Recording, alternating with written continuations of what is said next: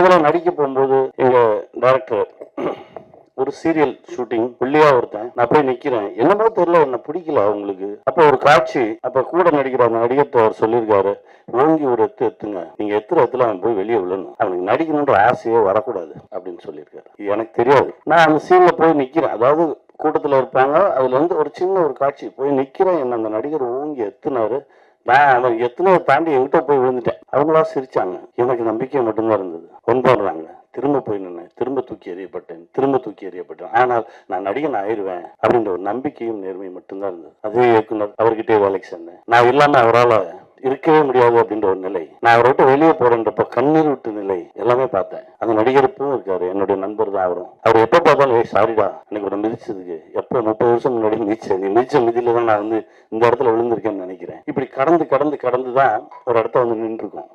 இது நேர்மன்ற தனி வார்த்தையெல்லாம் கிடையாது, நம்மளுடைய இயல்பு, நம்மளுடைய உண்மைத்தன்மை. முன்னெல்லாம் கெட்டவனை பார்த்தா அவங்க கூட சேராத, எதிலாவது வம்புல மாட்டி விட்டுருவான்னு சொல்லுவாங்க. இப்போ அதே வார்த்தையை நல்லவனை பார்த்து சொல்ல ஆரம்பிச்சிட்டாங்க. ஏன் அவங்க கூட சேராத, அவன் ரொம்ப நல்லவன், ஏதோ வம்புல இழுத்து விட்டுருவாங்க அப்படின்னு. அந்த அளவுக்கு நமக்குள்ள இருந்த புரள்வு அதிகமாயிடுச்சு.